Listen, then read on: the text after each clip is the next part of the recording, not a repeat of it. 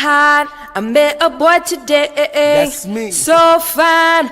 If you know, tap in, share the post. It's your boy PH, aka The Press, aka Mr. Above One. Come to my town and get with me. She love I'm around. It's not about the amount of talent you have. It's 100% about the work ethic. Ask your coach or anybody that's been doing this. Hot. I met a boy today. So fine. Why is it? And they gonna say, oh, yeah, that's illegal. Cut this. Cut it out. All you coaches out there, cut it out. Because that's BS.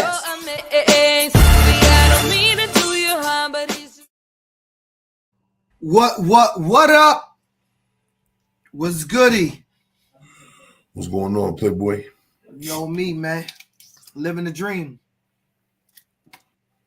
Living the dream, brother. How you doing? Chilling, bro. Chilling. Getting ready for our big trip. Yes.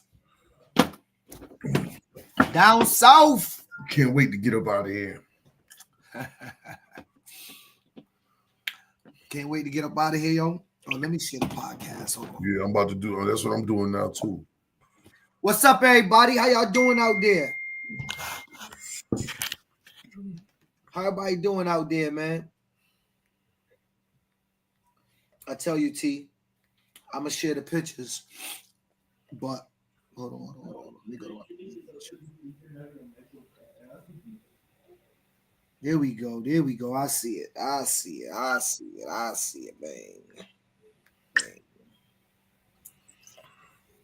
I see it. Good stuff is happening.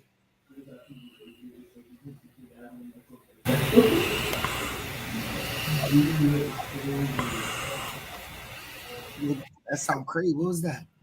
Well, no, I don't know, bro. Yo, boy, Tyson had a fight. Who? Tyson. How was Tyson fight? What'd you think? Oh, it was terrible. It was terrible. I ain't want to believe it was rigged, but now I believe it. You know, he took it easy on Tyson. He was in it to get the 20 million, cuz. Right? Bro, he took it easy. He could have beat Tyson up. Well, I mean, I think Tyson could have hit him. Nah. What up, Cuddy? Bro, did you see Tyson fight? When you ever seen Tyson not try to unleash on people, bro? He's 60 years old. He can't unleash. What the hell you mean? Watch him unleash on people. Yo, bro, I'm gonna tell you something right now. Home could have beat Tyson up, yo. And I'm gonna tell you the scariest thing for everybody was the thought that he would get sucker punched in his face and get knocked out. That I kept turning away, not even wanting to watch it because I was not sure that Tyson wasn't about to get knocked out. I'm just gonna be honest with you. I thought Tyson was getting knocked out. Nah, he was never in no real trouble. But like I said, he didn't. You mean he wasn't in trouble, bro? He wasn't in trouble, bro. Oh my God! What it looked like to me is he couldn't close the distance. He didn't even try to hit him with no punches. Like he never tried to close the distance. Every time he tried to get close to that man Tito, he got sucker punched in his face. You know Tyson can't take punches. Ain't no sucker punch. Tyson get punched in the face. Tyson just wild out, bite your ear, and do something crazy, beat up the sucker punch. Else. When you agree to a box, it's not a sucker punch when you agree to a boxing match, dog. Bro. Yo, Laser, what day you gonna be? Oh, go ahead. Jordan, what up, Jordan? What up, Jordan? Tyson got 20 million to play an old man. After the second round, I was scared for Tyson. See? I know I was scared, bro. I was like, oh my God, please, Jake, don't not. You can see Jake was like, you know, I punch you in your face. And he was being nice, bro. Jerry, what up? You on? We about to get started, Jerry. What up, Jerry? Yo, Laser, what day you gonna be? Oh, you gonna be there on Saturday? What day you getting to Florida, Laser? Laser do NPR. No, I know, but he talking about this weekend. I'm talking about when he get to Florida. You know, he be up there with us them 10 days. I guess Tyson wasn't supposed to knock him down. Yeah, that was in the clause. There was all types of crazy rules, bro.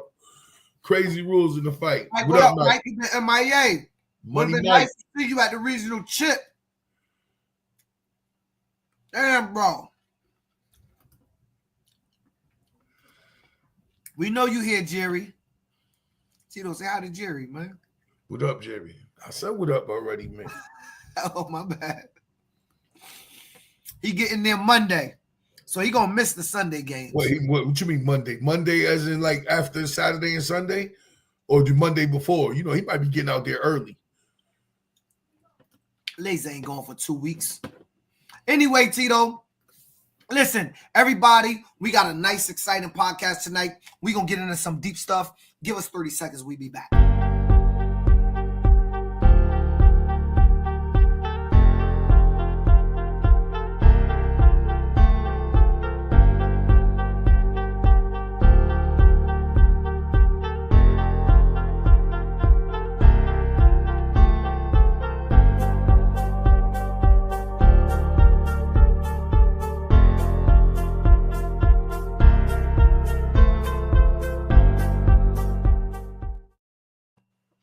What up, my people? Tito, let's get started. We're going to do an hour podcast tonight, hopefully. But this is a big one. All right, everybody. So just let me set in context what we're talking about. So we are in Hartford, at least, but really in the state of Connecticut, woke up to the news, the fact that this 4-year-old child was shot in the city of Hartford, right? And when I see these things, I'm gonna be honest with y'all. I'm gonna keep it real with y'all real quick. When I see these things, Tito will tell you, when me and him talk, I get emotional and feel like what the work I feel we're doing with these youth in Hartford maybe it's not working through what it is that we're doing, even though we love it. Like maybe I should just stop and do something else. Because when a 4-year-old baby, a 4-month, right? 4 month. Yeah, I thought you said 4-month-old child and a 20-year-old girl get murdered, like it shakes you to your core. If you're a real person, just hearing that shakes you to your core. And so I was talking to Tito. I'm like, yo, maybe what we doing ain't working. And Tito brought up a good point. He said, no. He said, what's the next part of the village? Because it takes a village, right, in these communities. And so our talk right now is about that. To all of you football coaches, we're all doing our part. We got hundreds and thousands of kids off the streets. When they leave us, what's the next part of the village? Who's supposed to take the reign? There has to be somebody responsible for that gap. Right, well, let's be clear how we got to that conversation. And I said, I guarantee when I heard it was a woman and a child in the car, I said to him, I guarantee this is a teenage kid that had a gun in his hand, you know, that lost his mind, and they ran up on the car and at all costs was going to do what they was going to do, where this type of thing back in the day, in our era, there was rules to it. You pull up on the car, you see women and children, it's a no-fly zone. These days, we know that's thrown out the window, but the original point was that I told him, I guarantee this is a teenage kid, and I think I was almost right, because the guy they caught is a young dude, right? He's a teenager, I believe. I think he's in his 20s. Either way, immature, underdeveloped mind, whatever. Like a reasonable person is not going to commit that type of action. Correct. Do that type of thing. What up, Walt? So let's put up. So Tito, I'm gonna ask you. I'll let you start. What is who do you think is responsible for the next? Well, I mean, obviously we know parents have to play a role in this. Like, you know, at the youth level, from ages 6 to 14, when we have them, they seem to be all up in the mix with us. What happens when they go, yeah, my point, 20-year-old kid, that's just as good. A 20-year-old is still underdeveloped mind, bro. Like, way underdeveloped mind.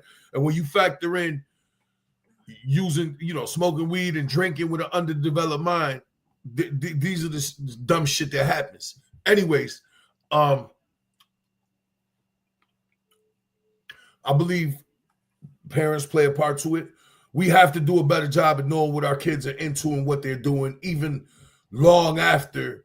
At 20 years old? I believe so, bro. If we not there to guide them, who is? If you're not there to guide your children, who is? I believe some of the responsibilities on them. I believe some of the responsibilities on the public school system at the next level. What are they doing to try to keep these kids on track or teach them the right way? It can't be just them getting mentoring skills from 6 to 14. And then all of a sudden, when you push them out into high school, that's it. Somebody's got to help keep progressing the children. So when we talk about it takes a village, I think the number one assumption is always the parents is a part of it throughout the whole process. When I ask this question, my question is outside the home. We obviously know that the home has to play a role. But I'm here to say that I'm going to be honest with you, yo. Now, I'm not going to give you the answer. If Hartford elected me mayor, I can stop crime. Not completely, because nobody can. But if Hartford elected me mayor, I guarantee you, Tito, I would resolve a lot of the crime rate, bro. Let me tell you something. So elaborate on that. I'll tell you when we talk. I'll tell you. But let me say this, Tito. Because that sounds ballsy just hearing it at face. I don't care. I know what I can do. I'm just saying. But let me tell you this. I'm talking outside the home. So the kid goes with Coach Tito to 14 years old. After a kid turns 15 and he's in high school, playing football or not playing football, who in the community is responsible for that gap is my question. Maybe the answer is nobody. I don't know. People who came up with the rent-a-car business understood this. I think he's talking about what you was talking about. What? That's what everyone that run for mayor says. I'm not everyone. Shatia had a good point. I agree with what Shatia said. I agree with, there was a couple other comments there that were we know that. Yeah, the sign says there was another one too. The car rental. What does he actually mean with the car rental business? Back in the day when you said when you pull up on a car, you see a kid and a kid or a woman in it, you gave that man a pass just because he was with his wife. Actually, there was rules to this type of thing, and we know over time there is no rules in the street shit. But one of the unwritten rules, because there was unwritten rules. You got problems with somebody, right? If you got problems with them and you see women and children, it's off. Whatever was going on, it's off. Now, if they with their boys, a bunch of dudes, game on. You know what I'm saying? Even if it was innocent bystanders. You get what I'm saying? But if women and children, mother, grandmother, whatever, it wasn't supposed to happen. And if it did, you was frowned upon in the other network. You get what I'm saying? Right. But let me elaborate on my point, because I don't want people to think I'm out here throwing stuff. Because let me respond to Destiani's point. She said that's what everybody that run for mayor says. But see, the problem, Tito, is we don't have active politicians. No. We don't have politicians that's willing to steal ideas. I'm going to give you one example, Tito, and I told you this before. So you know what CPTV is? It's a situation. Let's assume, Tito. Try to get public television. Well, no, let's assume this. Let's assume I did a $50 million investment in Hartford. I don't care if the business is mad. I spent the money. And I put cameras on every street in the city of Hartford. And they recorded. And I didn't have to chase Tito when he committed murder. Because you know what I do? And this happened in the state of New York. I'd watch Tito commit the murder. I'd watch him run down Martin Street, take a left up Garden, go down, go to Mather Street, and go in the house. Then I'll knock on Tito's door. And you know what happens when I knock on Tito's door? I say, come here, we're arresting you for murder. Once the word get to the streets that you can't get away with crime because there is a camera everywhere recording you at all times,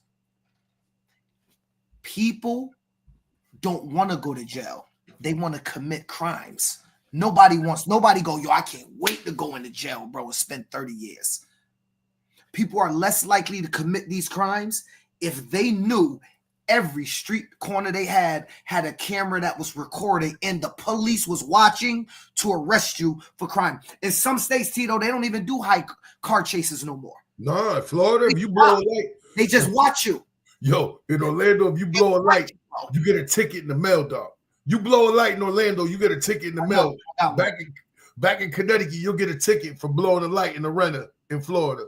So the concept of community has died. There's over 300 churches in the city of Hartford alone. I'm not even going to get into that part. If each church divided Hartford up into zones and provided resources for that community's immediate needs, we have the tools to be resourceful. We don't have the financial capital invested in the community to eliminate. Yeah, but still, I mean, that's always easy to say, to put it on the churches and everybody else. But still, I think it's not the property to record on a public street. Right. The parental, you can take out your camera and record any sidewalk in the city of Hartford. I'm not talking about putting them in people's homes. I'm talking about on the corner of the light pole between the Bush and Albany Avenue.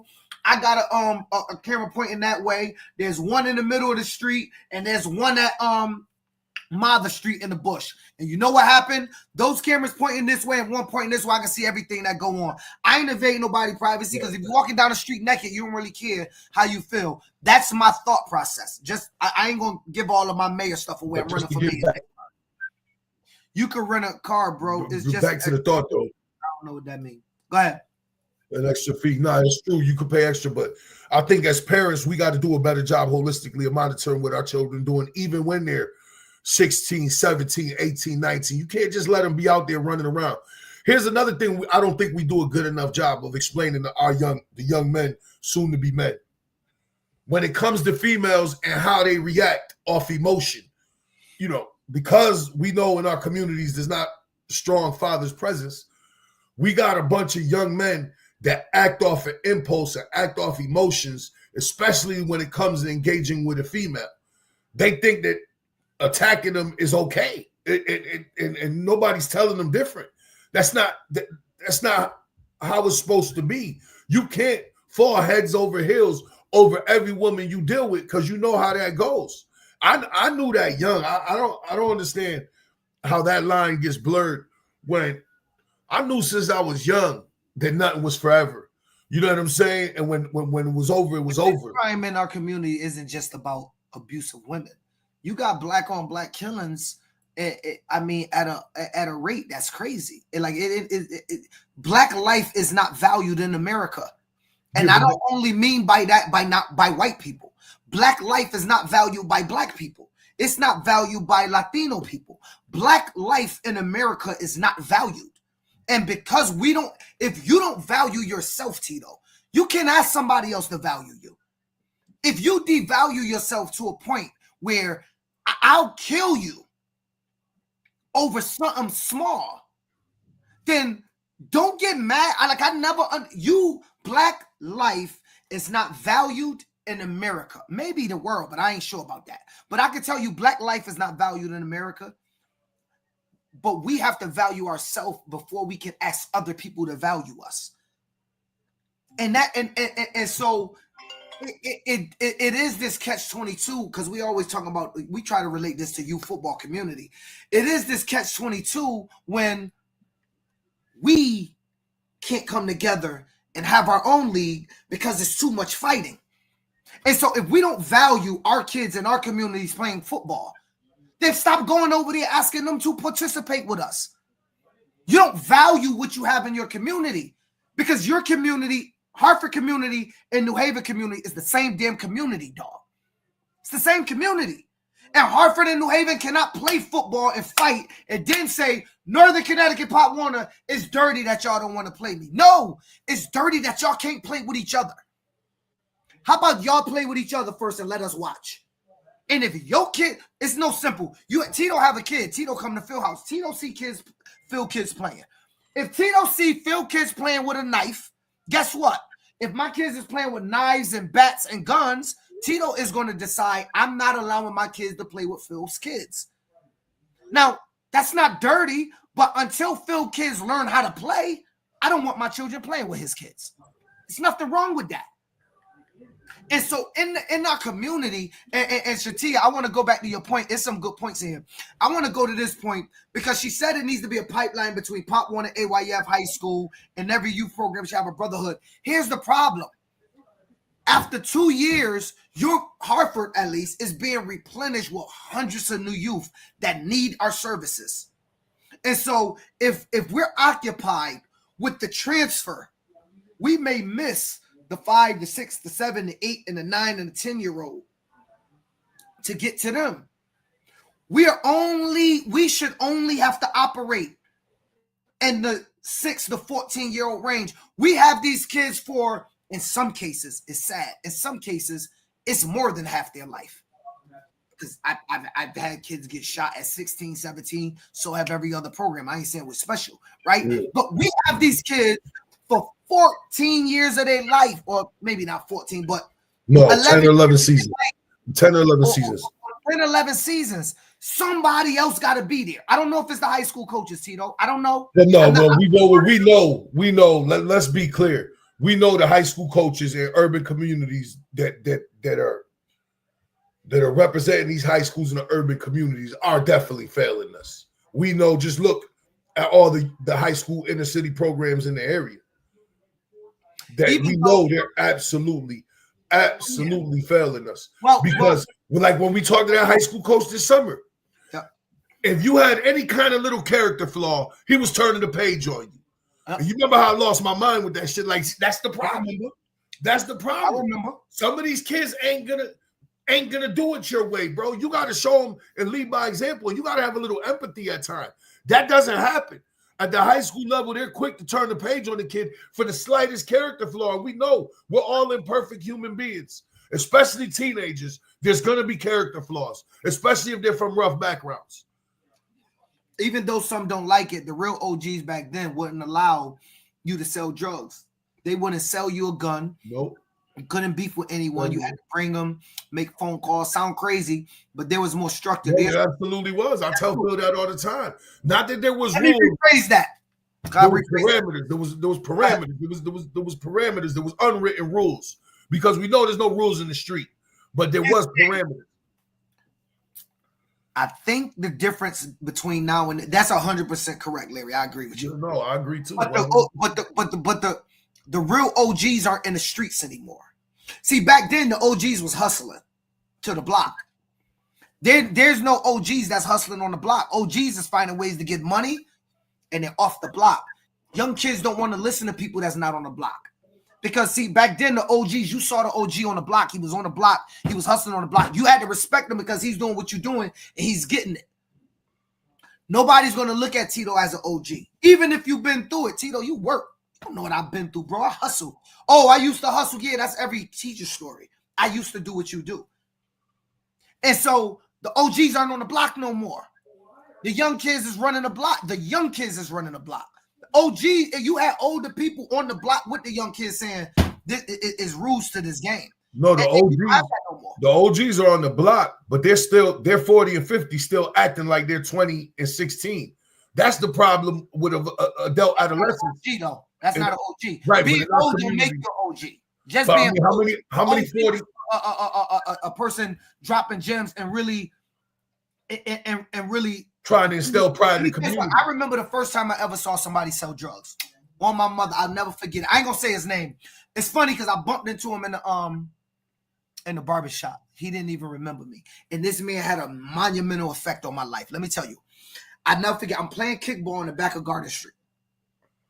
And this is before like all the people that people in the bush know. Like this is before Toast was out there, Fat Daddy was out. This is G Street, not the Bush. This is G Street.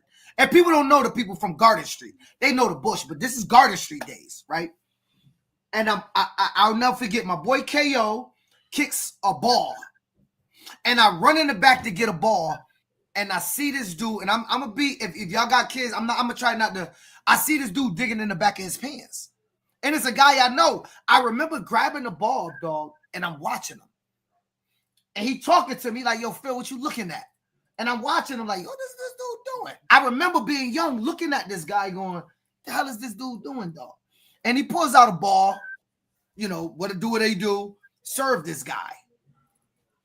And then I say, yo, what are you doing? And he said, listen, Phil, I'm going to tell you on my mother, the man says to me, I wish I could say his name too, because it'll get back to him, but I ain't. He said, listen, Phil, I'm going to tell you something. don't ever in your life sell drugs. It's not good, bro. Don't ever in your life sell drugs.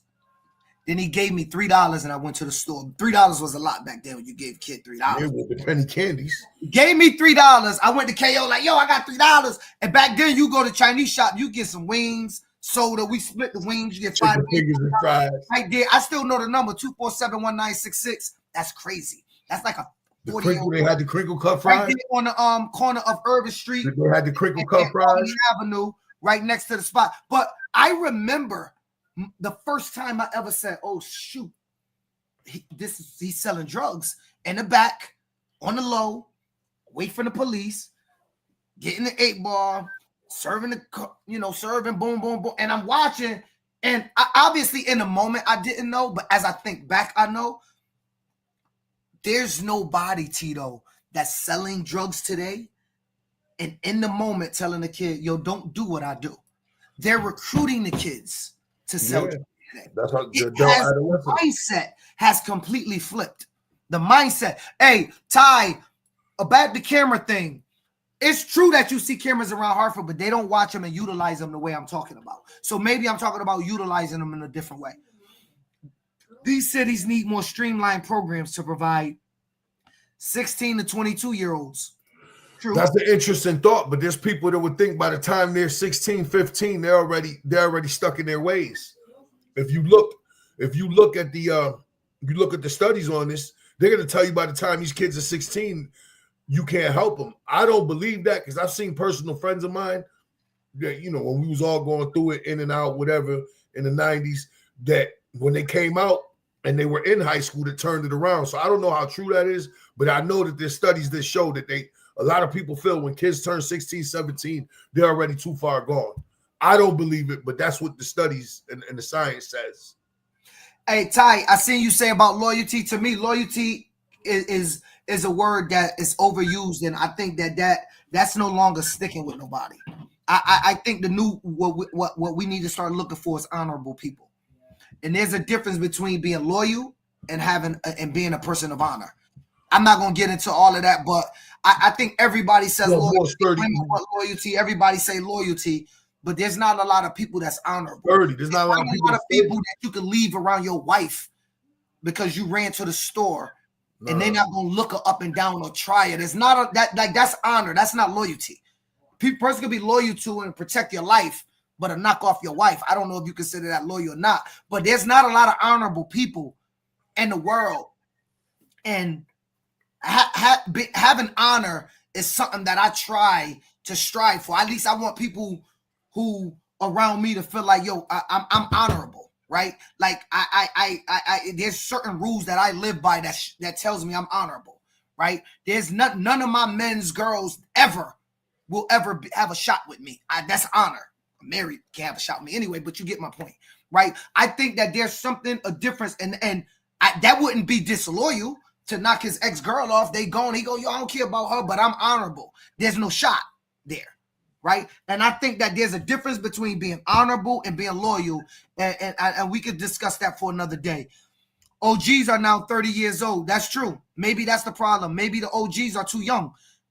They're starting selling drugs and operating so young that now OGs are too young to be OGs. You said 40, 50s. If OGs are 30, Tito, their mind just became developed. Right. So your mentality has just started changing. We also have to realize we cannot save everyone. We have to maximize opportunities, impact our communities, that we can influence family, school, church, youth. Sports is a tremendous pipeline, as we should spend more time with youth. The village just have to come together, which it has been. Our problem is Black and brown community. We function. Churches bother me a little. No, I'm not gonna get into it. Yeah, let's not make this religious, please. But so can you see? I get what he's saying. I get what Trav's saying. I mean, bro. And then to your point, we can't even come together to create the league that we all know and need. We all know that we need to do. We can't come together with that. When you start thinking about that on a larger scale, it almost seems impossible because with us, as soon as we start talking about, okay, who's going to lead this thing, that's where the problem's going to lie. All of the negotiations stop right there in that one line. And we got to do a better job of just accepting that somebody has to be the boss. And people got to play their position. Like Fat Joe said when he met Pun, how he had to open the door for him. You know what I'm saying? So people got to learn how to play their position. Yo, Clarence, we're not talking about West Haven 10U right now, brother. We talking about community issues. Where are the rec centers for these? I don't know, bro. The cornball. They taking it. Where are the rec centers for these youth to create relationships and give other things to do other than the streets? That is true, because I'm gonna tell you right now. I went to the Bedford Street Center when I was a kid. I went to the Bedford Street Center, and it provided an opportunity for me to be around my peers. That's the first time I ever got introduced to a college. My boy Mel, shout out to Mel. Mel took me and my boys from the bush and brought us to UConn. That's the first time as a kid I said, dang, I want to go to college. We was up there playing basketball. So things like that can change your mindset. Is this the year for the Hurricanes bring the New England championship? We did, Mark. We can't instill, we can't instill honor in people. But like you said, we can instill cameras on corners of streets to make people, I agree. You can't instill honor, I agree. Let's get back to talking about football. Mark, we are. So here's how this associate with youth football. The question was, what's next, right? Because we tackle more issues than just the tackle field, right? The question is, after youth football, and again, it affected me to see what happened in the news, so I thought we should tackle it, and we're coming to it. The question was, a 4-month-old got murdered in our city by kids that's only 6 years removed from youth football. And we're trying to figure out, like, what could we do or talk about that could help. Maybe it's some programming that we can do. Somebody suggested start building, I think it was Shatia, start building a pipeline between youth football and some other program. Great idea.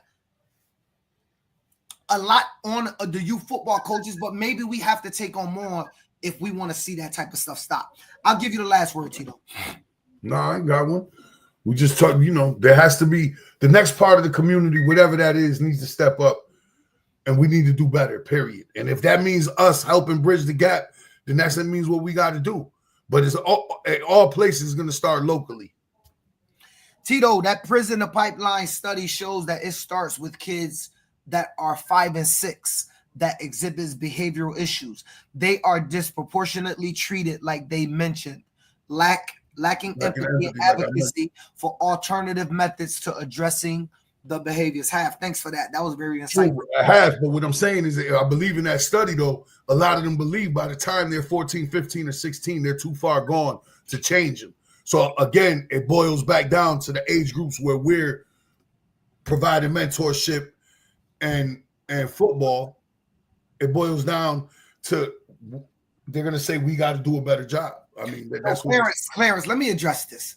You up here taking shots at Tito over a game that happened like week 3 or 4, bro. Yeah, 2 months ago. Move on, my G. Like, dog, he clearly wasn't giving 2 more weeks. 2 more weeks, weeks, and they all done, cuz. Y'all mentioned this man's name over the loudspeaker. Y'all could disagree with his actions, cool. He disagreed with y'all actions. I disagree with the actions. I actually spoke with and sat down and had lunch with Lionel and Rick about that very issue in New Haven. I'm gonna just come out and say I don't respect them niggas like that. So therefore, let's move on, bro. Let's move on. You know what I'm saying? Like, I'm gonna do what I want. And it's your job to do something. Like, I'm tired of hearing them. I just think it was a bad. I don't agree with either action. That's my point. So, programming and outreach for sure. I agree. So the programming and the outreach part. How do we? I guess the question was. It's obviously a deeper conversation I have, but you're right.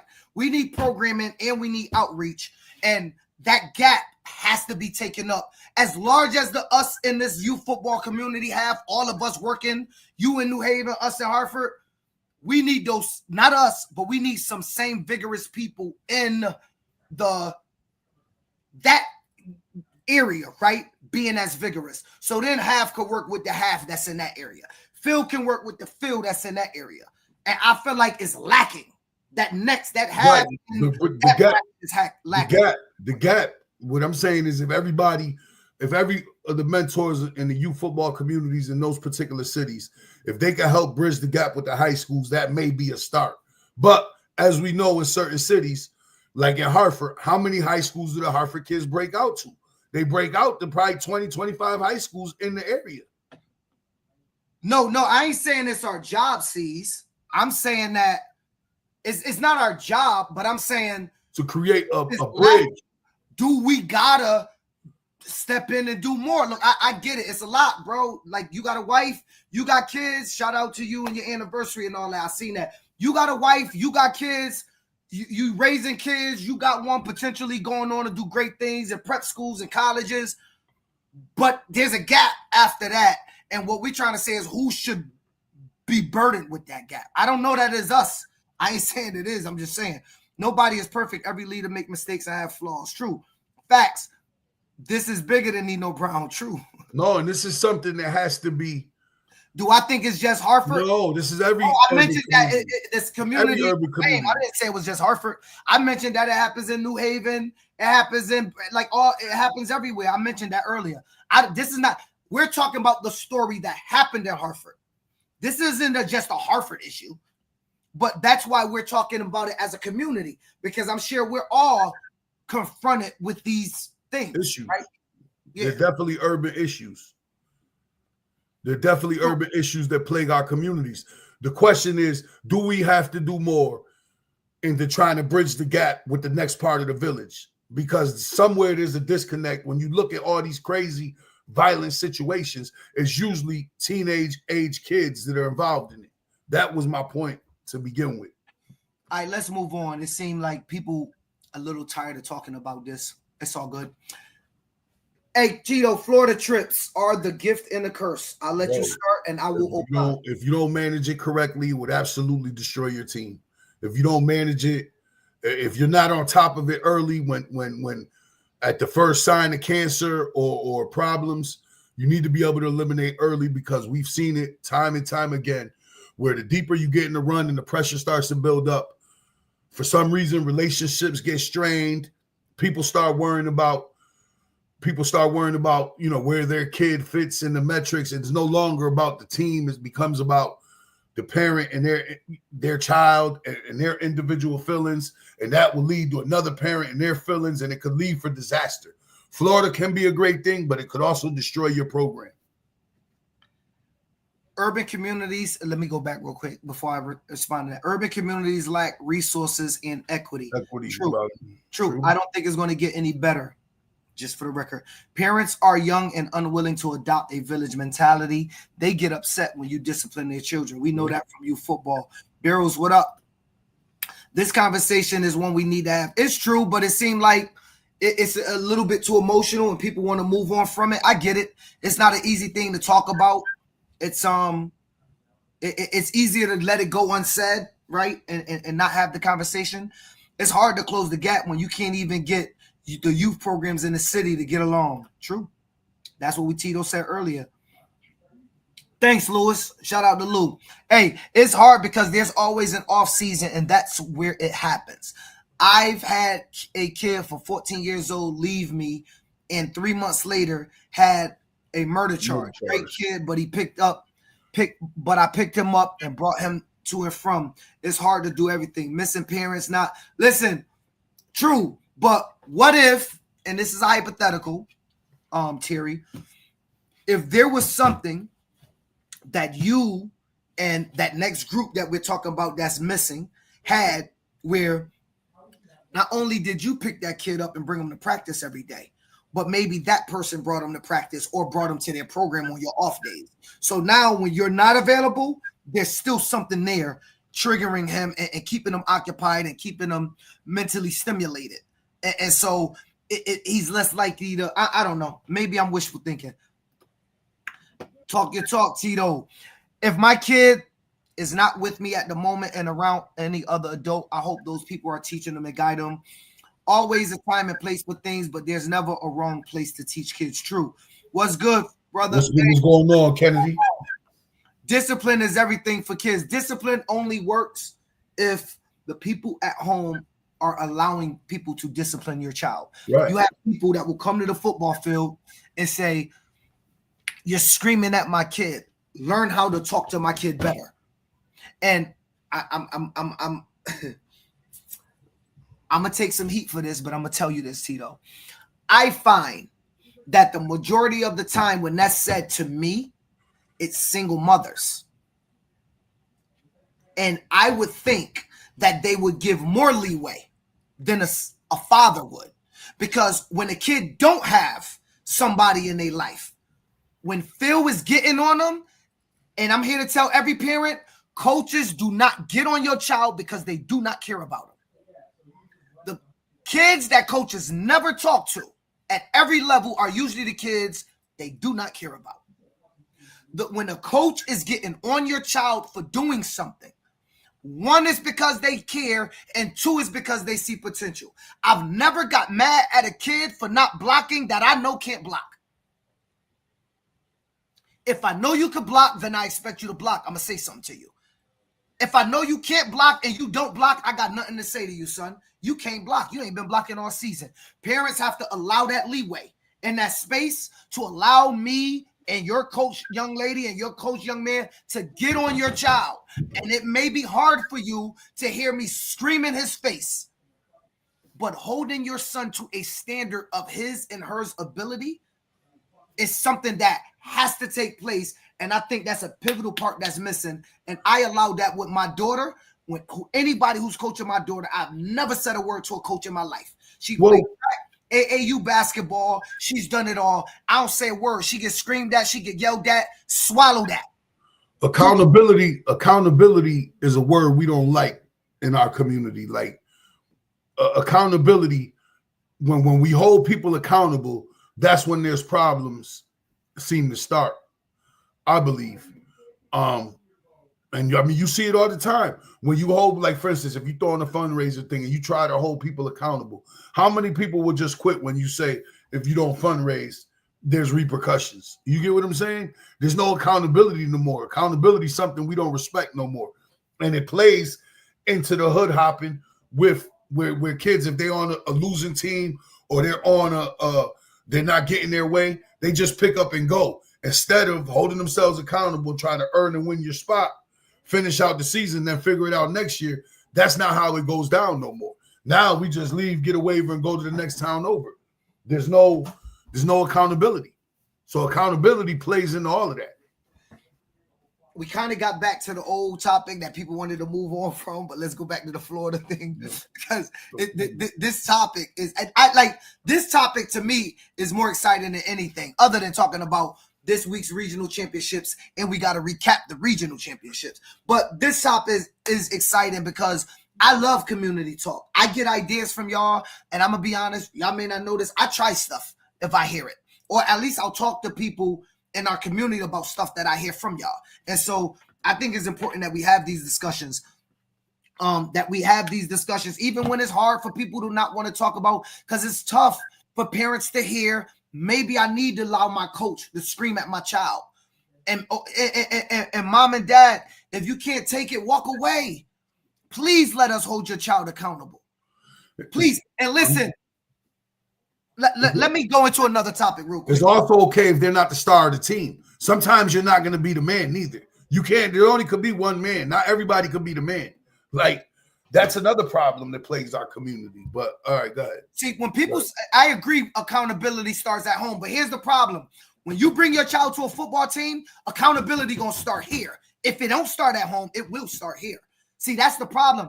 Accountability may not start at home, but it will start. Well, depending on the type of coach you are, it will start with me on my football field. And when it starts there, that's when you have a problem, because it didn't start at home. I think that's what they're getting at. So parents, and look, nobody's talking about your parental skills. right? Accountability is a fluid word, because I'm sure there's some parents out there going, well, I hold my child accountable. Nobody can tell me I don't hold them accountable. Cool. But do you hold, like, the level of accountability we're going to hold him to?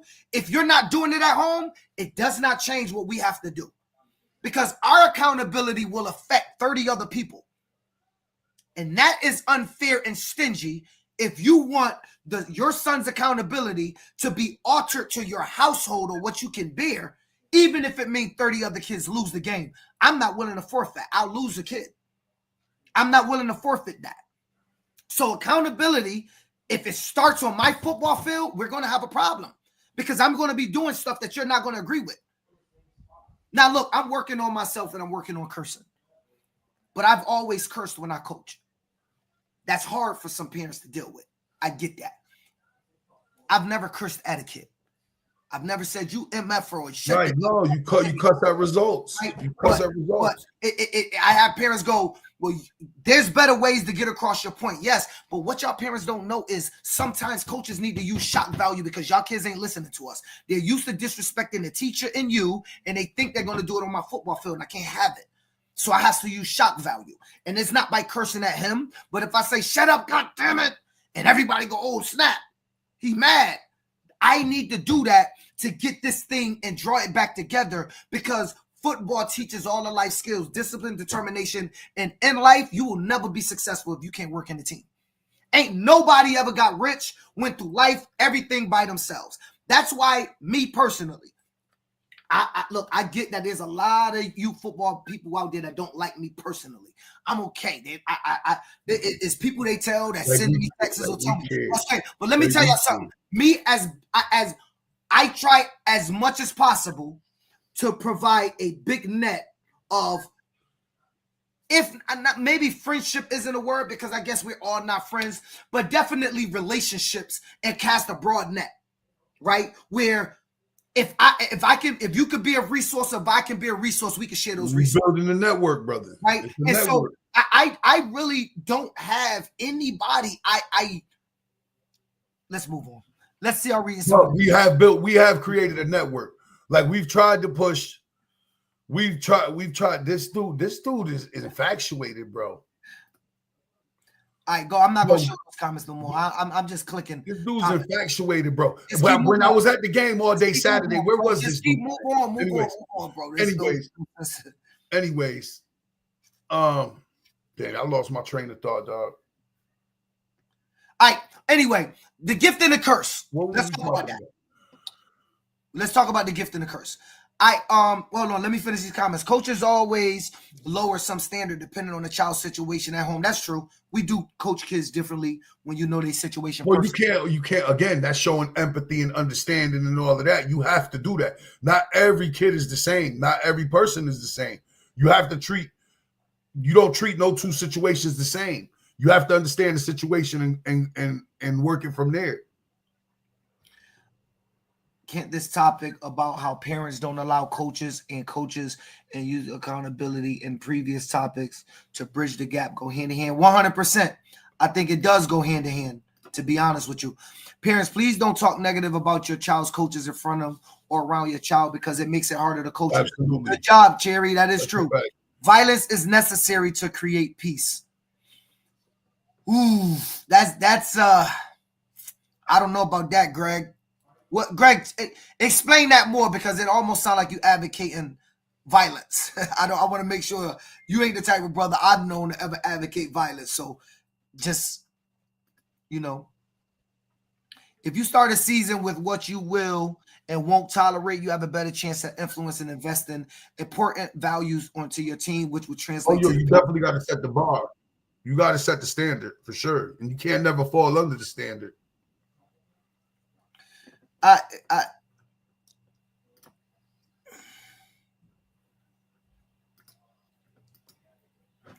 Yeah. Like I said, Clarence, I'm gonna address it again. You may not like that, but I don't think people should announce people names over the loudspeaker. Who cares, bro? Let's get back to the topic, yo. But yo, the gift and the curse. Let me say something about that, yo. Straight up, dog. Tito, that was the first. I told you a long time ago when I first went to Florida the first 3 or 4 times.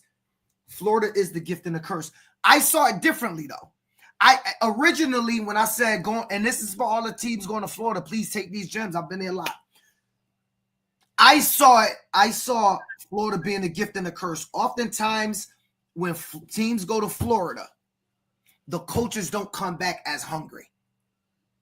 They scout everything up when the Florida trip, they first time.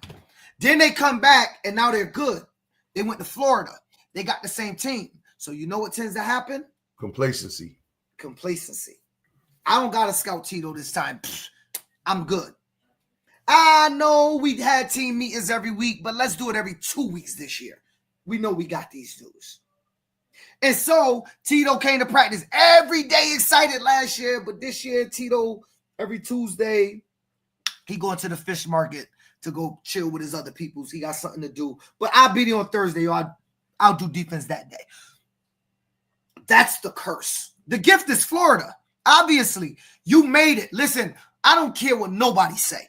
When you make it to Florida, you're one of the top 8 teams in the country. Now, people can get mad. All the haters from New England that ain't in your league will start going, oh, but you ain't played me and you duck and smoke. I'm going to address duck and smoke too. And all of that stupid crap. Listen, the ducking smoke, and listen, if you made it to Florida, you're one of the top 8 teams in the country. Let them hate. Let them hate, bro. You're one of the top 18. If you made it to the regional championship, I think you're one of the top 16 teams in the country. You're ranked top 25. Be proud of yourself. Don't let these guys who jump in and say you duck and smoke because you didn't want to play them. Let me explain something to y'all out there. Now I'm gonna say it to me so y'all don't have to take the hits. I'll take the hits. Number one, you think, Tito, if these guys, I'm not going to disrespect, if these guys jump in the OG Ducks inbox and say, I got a good team, won't you play me? If the OG Ducks don't respond to them, are they ducking smoke? No. That's what these guys tend to think. Nobody to be responding. I hit you up and you didn't play me, you ducking smoke. Nobody to be responding. You know why they won't respond to them? Because you're not respected enough for them to want to play you. And so it makes no sense for them. Y'all not respected enough. It makes no sense for them. Y'all. It don't make sense for them. And that's a hard thing to swallow. And that's what I said last week. If they remember and they listen to it, it was definitely, yo, you get more games when you build friendships and become more respected, right? That's when you get more games. You don't get more games by just jumping in somebody's inbox going, oh, I'm undefeated, you're undefeated, let's play. I don't even know you. I'm not putting my kids against you. I don't respect you enough. I'll go play somebody out of state that I rock with before I play you locally because I don't respect you. This thing is on respect, not respect to you as who you are and what you do, like as a father. Now, I'm talking about your personality. Like, don't nobody in this youth football space know each other personally. But from a football standpoint, you got to be respected enough to want somebody to play you. Or have a body of work. You got to have a body of work. Body of work.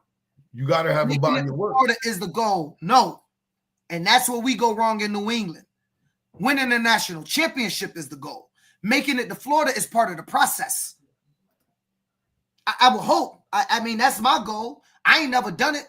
Maybe I suck as a coach. Yo, Greg, we were going to talk about this too. You got to understand, that's the AYF platform. You know, right. Commonly we're a Pop Warner platform. So that's, you know, I don't know if they ride it, but that's their platform to voice their opinions. You know, we're in the Pop Warner. I wasn't excited when y'all beat the Hartford Hurricanes, and if y'all make it, we will hate. Yo, first of all, Clarence, I don't have to go for West Haven. I'm from the Hartford Hurricanes. I root for the Hartford Hurricanes. I don't have to root for West Haven. I don't root for West Haven. You root for West Haven. I'm gonna root for Hartford. Yo, it's over. That's so hear from these guys again in 2 weeks. Y'all ain't root for me. Did you come watch my team win a regional championship? Nah. So what difference does it make? You ain't never gonna hear from these guys in 2 weeks, bro. We're never gonna hear from these guys in 2 weeks, bro. That sounds crazy. Right. Let's not even talk about that. You know, you should block him. He on some other platform. Yo, I know he is. Yo, Clarence, that you that's corny what you doing right now, bro. Real talk, that's corny. Troll. No, he ain't gonna say nothing to nobody in real life. That's corny. But the thing is, no, but we keeping it football. Our 12, you put what, 40 points on y'all? Like, that's corny. That's you. I don't root for all of Connecticut. Connecticut gave up film on me the last 4 years. So that's the difference. People got to stop saying that too. People got to step, because if somebody don't mess with you, they don't have to. Man, I'm not. I've been over that. Okay, Manchester gave up film on Hartford last year. Let's just talk about it. Manchester gave up film on Hartford 12U last year. Stop with that Connecticut over everybody. It ain't Connecticut over everybody. Now it's Hartford Hurricanes over everybody. That's what I'm rooting for, and I rock with certain people. So I help them out. I rock with Rick. Rick's my guy. I'll help Rick out with whatever he needs. I done gave Rick film plenty of times. I ain't even gonna say what. Rick's my guy. I rock with Tito. I rock with certain people, right? So if it's certain people that will help, but it ain't Connecticut over everybody, bro. That's y'all mantra. I rock with New Haven. I rock with Garrett. If I get a film, I'm giving it to Garrett so his 11U team can win.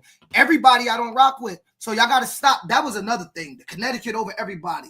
It is not Connecticut or New England over everybody. You new guys will think that. That's not true. Okay? Because people have gave up my film, and I have found out they gave up my film. It's the Hurricanes over everybody. That's what it is. It's, in my opinion. I don't have to root for nobody else. I ain't rooting for nobody else. If you win, good. But I don't understand when somebody say, if we win, you will hate. Okay, let's assume I don't want you to win. I have no bearing on if you win or lose. I got a video. I should play it. And hey, Larry, I should play their video. I should play your clip with all of those guys sitting in the background when you know, let me not get started and call these guys out. Larry, we're going to be nice tonight. All right, let's keep going. Hey, thanks, Wayne. I appreciate it, bro. Wayne, we see y'all got a team down there. Do I rock with the West? I don't rock with West Haven. I rock with certain dudes in West Haven. I don't know the whole city. Do you rock with all of Hartford? I'm going to answer every question. Now, y'all got me going. I'm answering all the questions. Keep typing. I'm going to give people the answers they want. 1,000 X's. He's saying it's 1,000 times worse where he at. Yo, nah, it ain't get spicy. But what the thing is, right, Clarence is up here trolling because he's in his feelings about his own team. All he needs is his community and himself to root for them, right? Do he rock with Hartford? Ask him where he was at when my 9U was banging out and Bill Ricker had 300 people in the stands. Did he show up to stand on his square with Hartford? No. So Hartford ain't showing up for West Haven. That's just as simple as that. It ain't personal. Cass is corny. Like, I don't understand. The gift and the curse with Florida. You're talking about a whole different point that I was saying. I'm talking about, right. I'm talking about you're talking a whole different gift point. is going, but what comes after you make it? It usually ruins your program. And I seen it. Listen, I seen a lot of times teams go to Florida, bro, and the team fall apart in Florida. Mantle, that's what I'm saying. Sometimes because they go there with a thought. My son is the guy. You get there and he become the guy.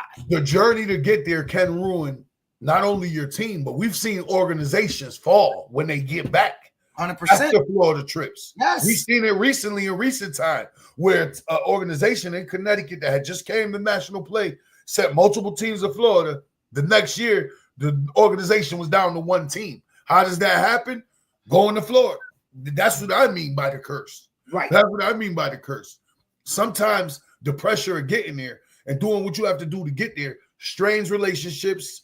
It has people have false securities about their children and where their children fit in the team, and it creates problems amongst people that would used to be so-called associates. We've seen it happen 1,000 times. Look how many people we've lost over football. I mean, bro, not everybody gets to go where you're going, bro. That's just how it goes. And Florida, if not managed correctly, can ruin your team and organization. That's my part of the curse. As Trevor, hey Trevor, how Florida's treating you? But yo, listen, I want to answer this question. What's the gift? What's the benefit? Hey, Brandon, last week I discussed this, right? So here's the gift, in my opinion. These kids, not for adults, not for the parents that got to pay the money. I'm not talking about them. The gift is, as far as organizationally, it ups your registration numbers. Let's be honest. For the kids, they're going to want to come back to your program. So And one of the most important stats I talk about, Tito, is retention rates. Yeah, Florida absolutely helped with retention rates. Florida absolutely helped with if managed correctly. If managed correctly, right. If managed correctly. And so the thing is, right? The gift to me is these kids get to go have an experience that they're going to remember forever. I have kids that's in college right now that used to play, that went to Florida with me in 2012 or 2015. They always talk about that. Now, look, Pop Warner was in Disney World at the time. I get it. But they always talk about their time when they were with their boys. And I hear them talk. They be like, yo, you were scared to get on that ride out in Disney World. You got to think they remember that. And they're now in their 20s. They remember them Florida trips. They remember chilling with their boys. That experience lasts a lifetime. And if you do nothing but provide your kids with that, you may not win a game. Provide your kid with that gym. To me, that's the gift. And I don't think that gift can get away from it. The comments is back and forth about other stuff. But Tito, let's go into Pop Warner. Division II regional championships this weekend. Okay. At 8U, we got who we got? We got Hamden. Oh, hold on. I got it. Let me see. You got the brackets? I do. I got it. I got the brackets, but regional championship games. All right, at 8U, we got the Hamden Hurricanes versus the Dartmouth Indians out of Risma. I don't know much about Dartmouth. Me neither. I will tell you, Hamden is good. No, Hamden been good. They've been good since they were 6. He's had them boys balling since they were 6. That's Pittman's. Hamden versus Dartmouth. They got a running back. That's Pittman's team. They got a running back, and woof. Who? Hamden? I saw them play Hamden. I saw them play Chicopee in the first play of the game. I think that's his kid, to be honest. That is. I think it's the third, his right? kid. Yeah. They gave it to Pittman the third, and I did like this. I was like, damn, it's crazy. So Dartmouth, if you out there, you better be fast because they don't got one, bro. They don't got one. You was there. I think you went and sat. No, you. When you did. I watched their game. I was there. Hey, Matt. I'm sorry, Matt. I'm just saying. I'm just saying what I see, brother. I'm giving y'all props. Y'all got some dogs, and they deserve. They just do. That's all right. I know Dartmouth looking forward to the challenge. I have not seen you guys this season. I'm not down in y'all saying y'all not good. If you here, you're good. Like I said, you're one of the top 16 teams in the country, brother. I believe you deserve it. And look, I'll be at all regional championship games. I'll be running the concessions. I'm around. Come say what up to your boy. All that, but I'll be there Saturday. I'll be there at 6:45 in the morning, right, or 7 o'clock in the morning, and so I'll be up there. But let me just say that, definitely that game right there. Look, Dartmouth's up for the challenge. Good, because we're gonna get into the regional championship games that passed, and there was some good games, right? But let's talk about this week. Now, hold on, what we got? Since 6U, yep, they was good. Tim Webb, Camping World Field is in rough shape, and very brown Saturday. I was down there for last week. Hey, that's the National Pop Warner Fields. Nationals. I know you guys watch us. Yeah, but you guys know they dress them up for that week, and they'll paint them. Listen, spray on them. It started now. Sprinkle some water. We had a water drought. Have Florida had a water drought? Get some water, sprinkle it down, do all that. I'm looking forward to Water Oak and West Haven. Just so you're aware, West Haven is playing Drake. Water Oak is playing Chicopee and Manchester. Both games on Sunday. So before they meet, that game got to happen. So Trevor, 13U odd is happening the following Saturday. Just a heads up. Where is D2 Regional Championship? D2 Regional Championships will be at Foley Field. That's 305 Chandler Street in Worcester, Mass. Okay. At 10U, Tito, to me, probably one of the most exciting games on the day. I think one of the most equal and competitive games on the day. The Edgewood Eagles versus the West Haven Seahawks. I think that's going to be a tough, exciting game. What do you think? I mean, I know. Let me tell you this. I know Edgewood has a great quarterback. That's a tough draw. Maybe a good team. That's a tough draw for West Haven because Edgewood has been historically the dominant team out of Rhode Island for the last 20 years. Like, even back in the days when I got into this, Edgewood has been a major player. They've been in this game 1,000 times at multiple levels. They draw a lot of talent out of that Cranston, I want to say it's East Providence area, North Providence area. They get a lot of talent over there, and it's not your typical Rhode Island team. They're gonna ball. They're gonna come to ball. What makes it hard for me? What makes West Haven hard to play against for me? Like, if I was watching them, like, because I'm a coach, I watched this. I watched them play in New Britain. There is no one player you can concentrate on. Like, there's no king and bus only, right? Like, you see multiple people carrying the ball and getting yards and passing the ball and catching the ball. And so you see so it's not like I can say I got to stop these two people. Like, you got to play a football game. Now, look, Edgewood, last year's team. I haven't seen them play this year. They have sent me some clips, and I like their quarterback and all of that. I did not get to see him play against Rodney Myers. I heard they played against him well. I do think that well, they won the last play of the game. I think that Edgewood is a complete team, and so if somebody's going to be able to beat them, it'll be them. But Edgewood is a D1 team playing D2 every year. Yeah, that's not up for us to judge. Unfortunately, Gil, that's not up for us to judge. They play in RISMA. RISMA's D2. They are a Division I program. I mean, anywhere else they would be a Division I program, but just the way it is, they're in D2.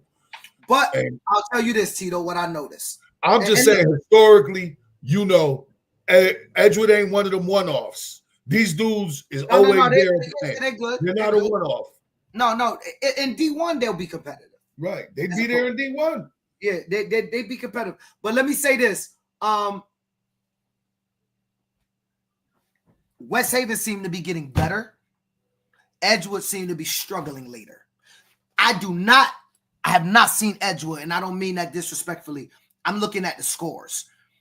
West Haven seemed to have started off rough. When looking at scores, I think they lost against Danbury. They ran up against New Britain. Both was really good teams, though, right?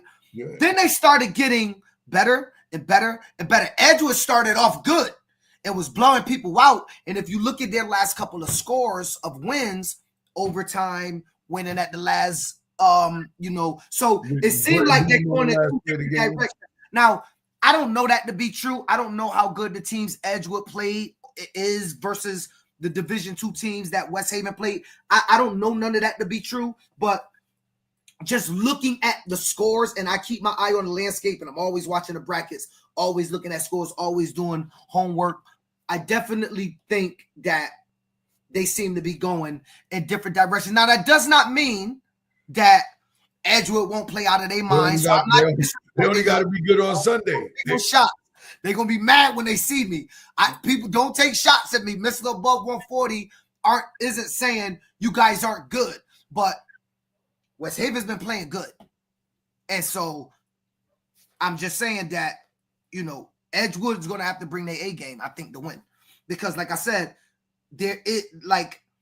West Haven's is just like a complete team. It's not like they got a one running back, and if you stop number 9, then you can beat them. I don't know that Edgewood is like that. I just tell them you're using hypotheticals because they'll start saying we're singling people out. You know how. I don't even know if they got a number 9. I'm just saying that you better make the disclaimer because Right, but I just said a number. I don't even know if it's a number 9. I'm just saying it's not like y'all get my point. Let's move on. Before I get myself into arguments. All right. So 12U. 12U's who? Seekonk versus Manchester. Isn't Seekonk undefeated? I think nope, they lost one game to. I forgot they lost one game. Woonsocket. Y'all made Clarence proud by giving West Haven props. Yo, Gil, the truth of the matter is, nobody cares. Nobody is gonna bait me into hating on somebody, especially not a group of kids, bro. My assessment wasn't gonna change no matter what nobody said. I saw him sending shots at the Hurricanes, or we blew y'all out and all that. That's what on the bridge they did. They put 34 on us. That is a blowout. I eat it. It's the game, bro. The program will be back. We're gonna welcome y'all to the big house next year. How about that? At 11U. All right. Everyone that touches the ball is capable of scoring. Have a good day game planning. Oh, they lost the DR. Yeah, that Dartmouth. They were supposed to be good too. Yeah. I heard they was good. Well, you should ask Mark. Mark could tell you more about Seacon. Ask Mark. Mark's from that up in the neck of the woods over there, East Bay. He would know if Seacon is capable of beating Manchester or not. We know Manchester's beatable. I don't think Manchester gonna clock. No, I take that back. That's 11U or 12U? Because you forgot to. I'm gonna take it back because I let me give you a gem. I'm not gonna say who told me this. I was told while at the Manchester field that the game will not be close. Seacon will get blown out, and they do not look good. I do not. Seacon, I have not seen you. This Somebody is 11U or came 12U? to me and told me that personally that they were at your game and that you guys did not look good, and they saw both in that. This is 11U or 12U, Phil? Because 12U. 12U. This is all even. So I'm just saying that's what they told me. I don't know if it's true or not. Seacon has no chance versus Manchester, Mark said. Okay, there you go. Well, we going Manchester. That's an easy one. It seemed easy. All right, so that's Division II regional championships. Recap.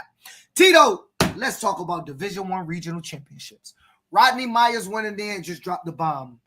D1 10U. Waterbury showed up, but Rodney Myers' team was on fire that day. They actually played much better. Well, they're a good team, bro. They're a good team. They got an electrifying player and his son. AV's the real deal. And they got good supporting pieces. They're a tough out. Well, clearly they're the best team in Pop Warner 10U Division I in New England. I mean, they proved that point. They're the best 10U in Pop Warner, period. Like, let's not debate it. Yeah. Let's not debate it. If overall power ranking, they're number one. They're the best 10U in Pop Warner in the region, of course. Rodney got a good team. His son is, I don't know, he just does Michael Jordan-esque stuff when he runs around and throw a touchdown pass on you. He does the in and out on you. He always seems to, as soon as he gets in and out on you, the separation. Yeah. All right. So that's the case. Also, at 12U, bro, that might have been Tito. The most exciting game that I saw in youth football since. Well, no, it was a great game. Went down to the wire. Went a whole different way than I expected. There's a different way than I expected it to go. You know what? I guess it did what I thought it was going to do. You can't play a team 3 times, dog. No, yeah, I mean, I get that part, but you can't play teams 3 times. I was shocked, like I told you. I'm shocked at what I seen for New Haven at 12 and 11. You know what I mean? Where I seen them the last couple of years and what I seen this year from both teams. I'm shocked at that. You know, New Haven definitely has progressed over the last couple of years as a program, at least at those 2 levels, for sure. Richmond Heights 10U is going for back-to-back natties. They're back at 10U. That's Miami Richmond Heights, the Richmond Giants. Outside of Mid-America, they won Mid-America. Yep, that game was crazy. Listen, DeMel said, "Hey, DeMel, stay tuned because I want you to hear something that Tito said to me. I want you to hear this. Yeah, that game was nuts. Yo, listen, that game was crazy, bro. Crazy. Back and forth. How many lead changes? There was at least 3 lead changes. Yo, it was it was like, I mean, at least 3 lead changes. Hartford was up 18-6. New Haven got the interception right before the half to go 18-12. New Haven went up 20-18. Then Hartford went up 24-20. And then the last play of the game was just. What was the final score? You sure New Haven wasn't up at one point again? Yeah, I think 20-18. They were up 20-18 with like what I think, if I'm not mistaken, it was like 3 minutes left on the clock. And Hartford had 4th and 11, bro. They were in position. They definitely were in position. Hartford had 4th and 11. Like the game, to a lot of people, even me, I was nervous. I'm like, oh my God, 4th down, it's over. They're gonna knock the ball down. We gonna be stuck. Like I want to show some of the plays. Look, we ain't show no plays, but we need to show a couple plays, okay? Because a couple of these plays, bro, is worth seeing. Like. It's truly worth seeing. No lie. Oh, he said, Cherry said it was 1:57 left in the game. Dog, it was like 4th down. It was like 4th down, dog. Like, crazy stuff. Right, dog. That's when the big catch happened. By Jerry's son had the big catch. He had the big catch. The X had a big catch, and the X had a big run. I haven't seen video. Down. I need to see video of X catch. That video of X catch, bro, is crazy. I'm trying to find Isaac's catch. But let me show this one. You sent it to me the other day. You gotta have it on your phone. You sent it to me. I texted it. You sent it to me, or you sent it to me on social media. Or you sent it to me somewhere. I think it's on. Let me go. But either way, bro. But we need to see. X catch. I have not seen that catch from down the middle. 10 minutes, dog. Huh? 10 minutes, and we way past time. That's okay. All right, let's just keep going. We gonna get off when it's time. I have not seen. All right. That's not the catch. Where is that? All right, here we go. I got it. All right, I'm about to share this, y'all. I want y'all to check this out. So this is 4th down and 13. New Haven stopped this play. They win. And shout out to New Haven because they was balling. This is not a shot. This is just to show this play. And yo, let me say something before I do this. I knew Clint, and we had conversations when he was in Manchester. Always was cool. Always, no problems, whatever. I knew his son played quarterback, Tito. That's all I really knew about his son. I'm going to keep it real with you. After watching his son on this day, he reminded me of how Darren was when Darren wowed me. Darren Brighton. I saw his son with the poise that you typically don't see young men have, bro. I'm just going to be honest with you. The way he stood in there, he wasn't like over, running around and nervous. That young man stood inside that pocket throughout that whole drive and led the number 112U Division I team down the field to win the regional title. I just gained a whole new respect for the kid. It did not have to be the Hartford Hurricanes. It could have been for anybody. But the poise that it takes to win this game, a lot of coaches and kids would have panicked. That kid didn't panic. So shout out to that young man. Here we go. Look at the catch. Look at where the ref at. And if you notice, Tito, I'm going to show you this. The quarterback, he looked him off. He looked the wide receiver off because right here, he's not even looking this way. Because of that, I think the corner, I don't know, either he was trying to bump him or he thought Isaac was going to block him because he came up. And I think that's actually Sage. Shout out to Sage from Hartford. And so they definitely. And then let's show Luka threw a beautiful pass at the end of the game. Luka threw a wonderful pass at the end of the game. Hartford kid just made a play. Shout out to Luka because he put the ball on the money.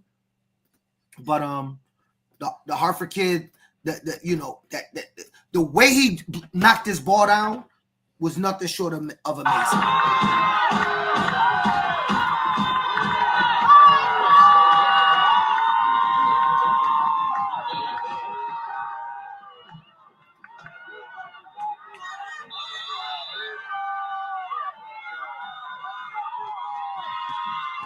This is the kid we're watching, y'all, right here in the top corner.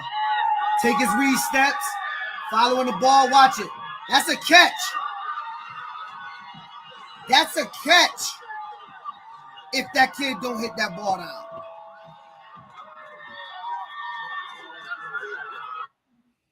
That's a catch.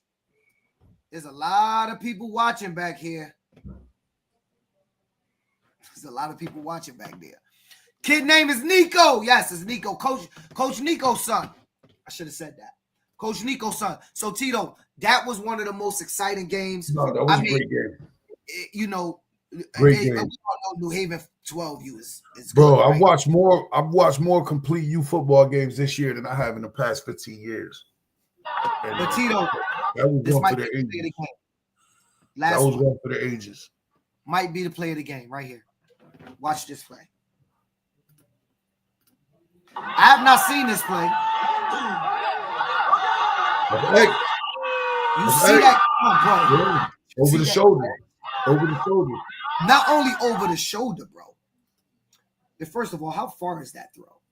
It's a nice throw. That's about a 35-yard throw in the air. He caught it like in the 5. In traffic. He couldn't have dropped it no more perfect. Couldn't have dropped it in a better place. X is over his shoulder. This man is coming over. That's a great hole shot. In between 3 people. That's what we call a hole shot. That's a hole shot. Great catch. I mean, he dropped it in the bucket. He dropped it in the bucket.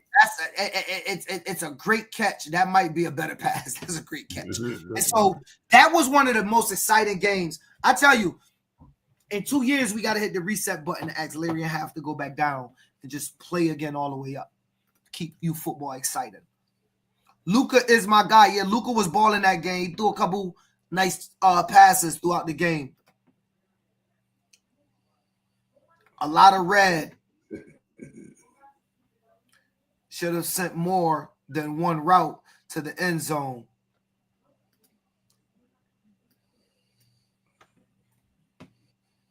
Oh, no, Half. Y'all fighting. Man, that was more than fighting.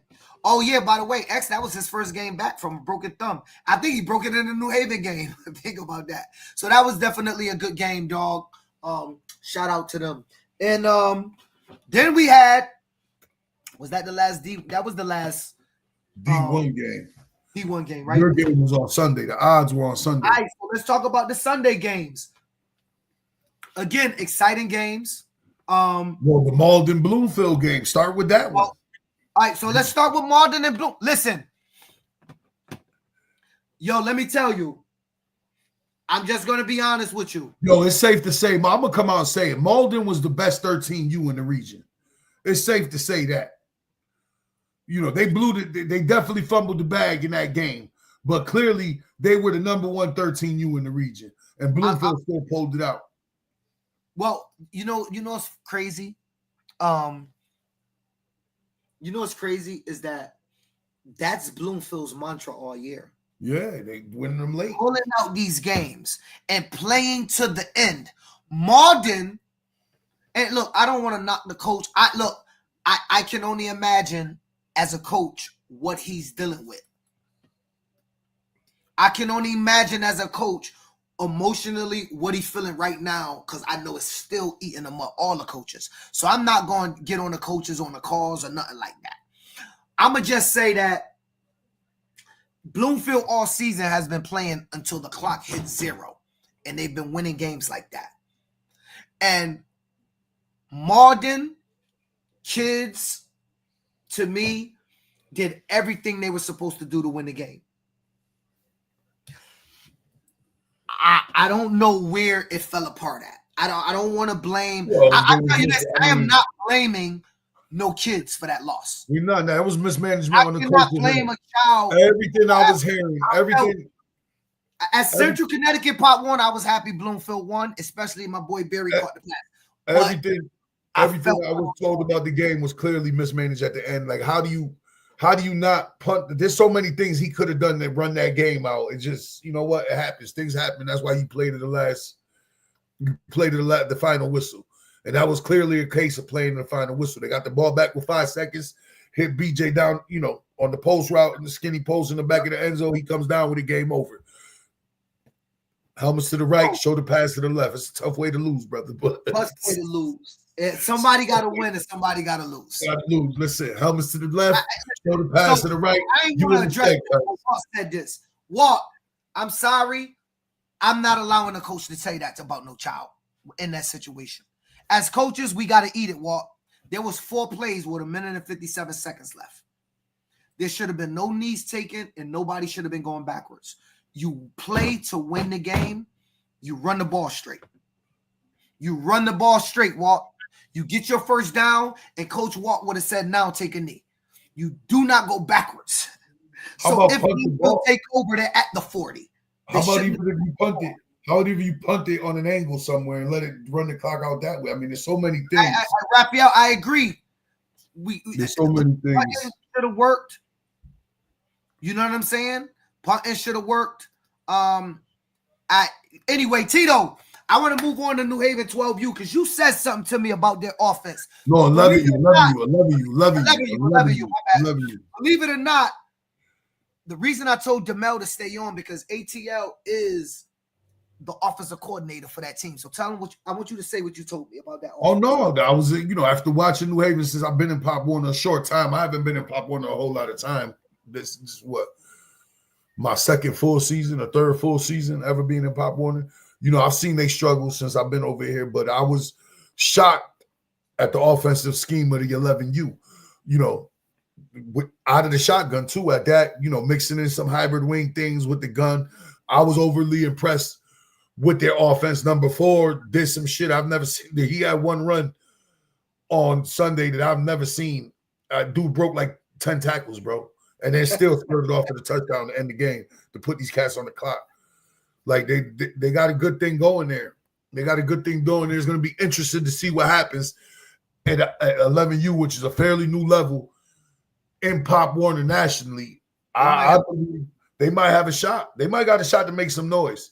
I mean, we all know it's tough when you get down there playing against whatever the draw is. A lot of it, the luck of it, it has to do with the draw and where you wind up in the picking process. But I think they got a chance to make some noise at I just want my credit, ATL, because if everybody remember out there, before the Pop Warner, and I'm going to address Garrett's comments. Y'all got at me.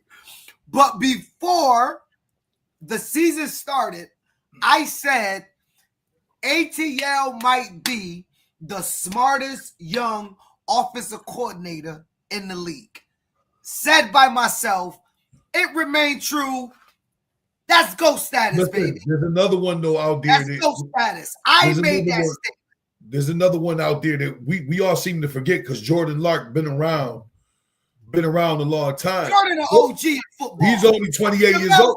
He only 28 years old, bro. He don't think about the age. He's football age. He's 90. Okay, he's only 28. Jordan got to get his flowers. I'm getting my credit. I called it. Give my flowers. I called this. I want my flowers. Okay? Yo, listen, New Haven can't be over here ruining my pool. I got a full court basketball court, too. I'm just saying. Thank you, Demel. That's all I wanted. See, Dolores, somebody could give my flowers. Now, I made a statement about New Haven staff, and I'm going to mention it in front of the whole podcast. I said they were young and inexperienced. I think that still remains true. Now, follow me, everybody, because I never said they were going to lose. Clearly, I ranked them number 1. But are they young? I think they have I bet, Tito, they're the youngest average coaching staff. Their average age is like 32 years old. Me and Gary talked about that. I think that might be the youngest full coaching staff in Pop Warner. Right. So that's young. Inexperienced. Demel's a first-time offensive coordinator. I think he dabbled with it last year, but this is his team. Right? Oh, I just popped the... Jesus Christ. Right? This is his team, right? So follow me. DeMel's a first-time offensive coordinator. I believe Garrett is a first-time head coach. That's called inexperience. So young and inexperienced is still correct. Never said they were going to lose. Never made that statement. In fact, every podcast I've chose them to win. That's all the flowers y'all getting from me, New Haven. Let's move on to your 9U. Do I need to play that video that I did on my Facebook page? No. You got your message across. 10,000 views. Everybody heard it. Everybody heard it. Everybody heard it. Scored on all season. There's not another team that had that, and nobody talked about them. I didn't even talk about them. I didn't expect it. Like I said, the big thing I took from your game is, for the life of me, I don't know why this team came out and tried to throw the ball 100 times. Love you too. When they had that running back, what got me about your game, it was just the lack of what the other team was doing. Like, they didn't even give themselves a chance. Tito, I don't care what they did, they weren't going to score. No, they weren't. I mean, I'm not saying that. I'm just saying that they didn't even give themselves a chance. Like, they just came out thinking they was Tom Brady, bro. Like, I've never seen 9-year-olds throw that much. They got to the regional championship like that. Oh, no, they did. Obviously, their plan was to air you out. That was their plan. It didn't work out that way. Clearly, I want to give this credit, and this is the God's honest truth. When I watched them on film, asked my coaches, I said, oh, this team can't beat us. I'm watching them on film. They don't have a shot. This thing will be over in the first half. Their defense was good. 10 times better than what I expected. They tackle well. And I can give those coaches props because they scouted us. They were shifting based on what I was doing. So I started altering my offense to what they had scouted us on. So I started changing things up. So I started purposely going into formations that they knew, but running plays that they didn't know out of that formation. And I put that in pocket because I saw them at the Manchester game. They said hi to me. Yeah, they were sitting right behind me. Right. And so I give them props because initially I went out going, they just won't be able to stop what we do. And they were doing their things and they were making adjustments. And I said, wow, this man is jumping into that gap because they know we like to run. They got their DN pinching the C. Like, they had all these moving pieces. And then I had to go, okay, here's what we're going to do. On the fly while in the game, telling my quarterback, this is what you're going to call, but this is what you're going to run. It was a beautiful chess match, so shout out to the Bill Ricker kids. They played much better than what I thought they were going to play. I know the score don't reflect it, but defensively, they were balling, they were coming up, they were hitting. And no, they were tough. They stymied you guys, and they took 3 drives. They took 3 drives from you in the first half where you got started. I mean, they held you 3 times. You scored twice, but they held you 3 times. Yeah, no, definitely. It was definitely. Listen, Terrell. Listen, my defensive coordinators. Shout out to the defensive coordinators. To not get scored on in a year, I don't care what level you are. That is not easy.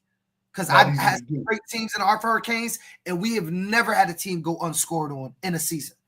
Maybe y'all have. That was the first time our program has ever had that. So, yes, I was. I was watching.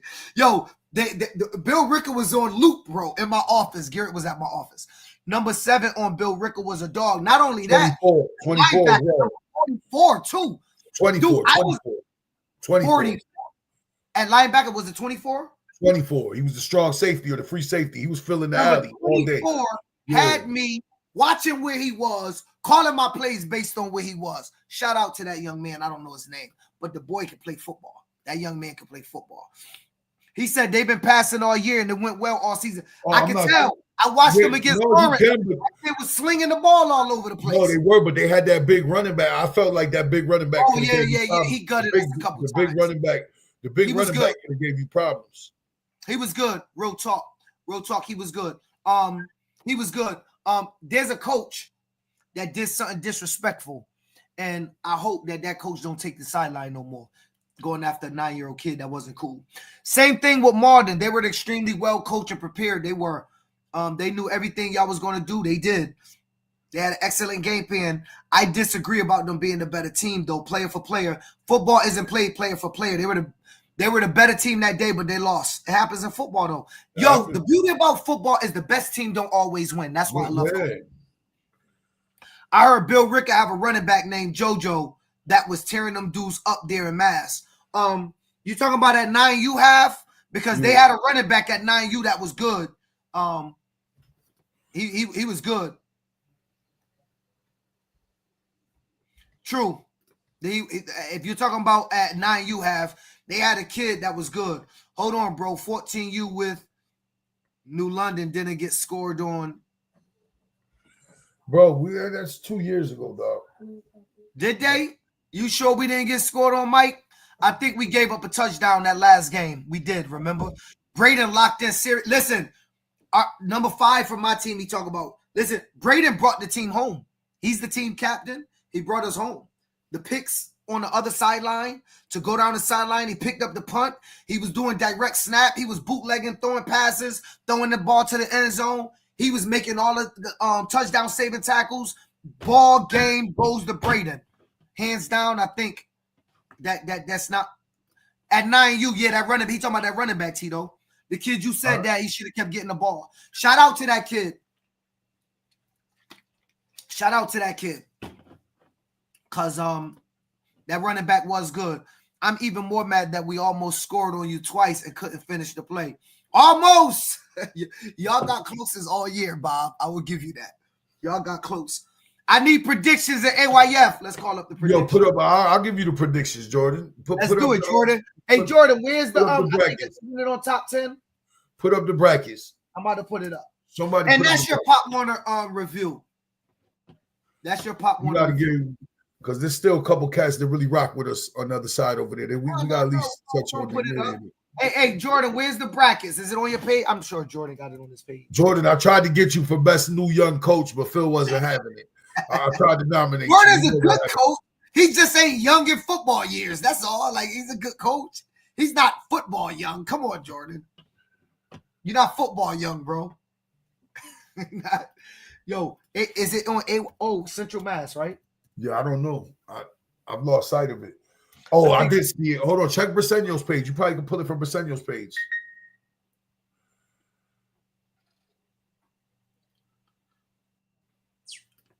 AYF New England region. Y'all didn't put up the brackets? Jesus Christ. Hold on. I'm going to grab it. What's AYF doing? Mike Briseño? I'm going to check. I thought I saw him put it up. Hold on. All right, I'm on his page right now. Hold on, y'all. We're going to give y'all some predictions. I know we didn't predict on the Pop Warner side. Maybe not. I thought I saw it somewhere. Hold on, dude. C-Mass.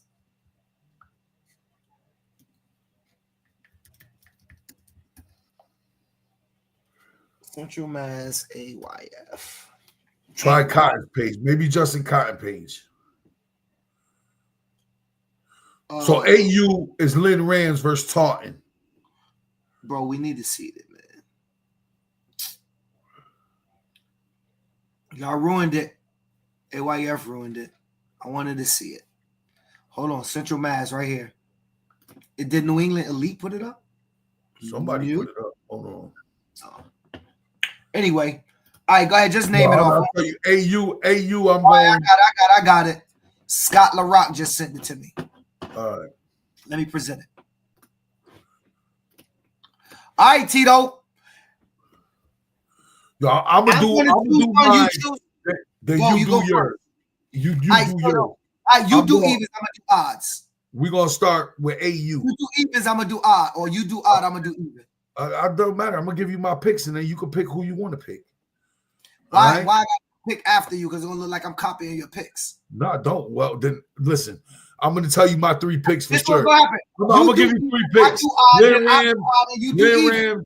I'm only going to do the first 3. Lynn Rams is going to beat Taunton Tigers. The Power Raiders are going to overtake the Dorchester Eagles, and the Power Raiders are going to overtake Central Falls. You can do the rest. Nope, keep going. I don't know. Like, all right, is that a Division 3 game down here? Leominster versus Easton. I'm going to go Leominster. I'm going to go Leominster Division 12. Division 3, 12U. So I'm going Springfield over the Brockton Raiders at 9U. Plymouth Huskies versus Wachusett. I'm gonna say Wachusett is gonna beat the Plymouth Huskies at 11U Division III. I believe that is. Springfield over Worcester at 12U Division II, and Springfield over CLCF. Wow, Springfield's winning 3 regional titles, huh? Yeah. No, nobody's beating 13U. Nobody's beating that 13U. I can tell you that. I've seen them too many times this year. Nobody's beating them. I'm gonna be honest. After watching the last 2 Pop Warner games and the game I seen in Springfield, if I had to do power rankings, Springfield is probably the best 13U. The overall number 13U in the region. And people are gonna be mad at that. Springfield, it's an assessment. Right. We won't know. Well, no, I've seen them play 3 times, and every time I've seen them play, they got better. Probably by far the best 13U team. Completed offense. Somehow they did it. Somehow that team got better without even having their main guy that they bumped up to 14U. They lost a player. They lost the main guy. I mentioned his name, but we had him in the All-Star game in a couple of years. They had moved him up to 14U. He wasn't on that team. He didn't play 13U this year. I mean, just imagine what they would have been with. Well, maybe we can't look at it that way because they excelled without him. So, I mean, I was just shocked at the speed of their defense and just how they play. They're fast at 13U. They're fast all around. During a year? Who? Central Falls. No. Central Falls has been in this game 3 years in a row, from what I understand. Have they not won it? I don't know. I've been over here with you guys, bro. I don't know. Central Falls is another. Very good. It's a historical, very competitive program out of that area. Central Falls is right outside of Providence, between Providence and Pawtucket. It's always had a good youth football program. They've always been in the mix. So they're traditionally a very good organization. That they're always there at all levels. I just don't think nobody could beat the Power Raiders. So, no, not at 11. Not at 11, not at 10. Not at 10. I can't see it happening, but you got to play the game. We see, I think Lynn, my 3 locks are Lynn, Powell, and Powell, obviously. Those are my 3 locks. And then obviously Lynn, Powell, Springfield. Yep, that's what I told you. Lynn, Powell, Springfield. Then in Division III games, I'm taking a shot. Leominster's traditionally a good program. They'll probably win, and then I'm going to choose Wachusett in the other one. That's just a shot. Central Falls lost to Springfield 7-6 in regionals last year. Okay. So, Tito, that's your podcast. Thoughts, recap, anything extra? No, nothing. I thought it was a good one. Obviously, we still got our fan club, but they're done in a couple weeks. We don't got to hear from them guys no more. So I can't wait for them to be gone neither, to be honest with you. So it is what it is. Besides that, I think, the podcasts are getting better. We got better topics. I almost played Randy Moss going against the Hartford Hurricanes. Somebody said that was AI. It might be AI. That wasn't no damn AI. That wasn't no AI. You would know better than me. That was Randy Moss going against the Canes, which is okay. It's okay, Randy. I rock with you. I was going for you in the Patriots when y'all was 17-0, and you went against the Canes. Don't go against the grain no more, bro. The Pop Warner selection show is usually the week before, so it might be, if they're staying consistent to what they did, it would be December 3rd or December 4th, Larry.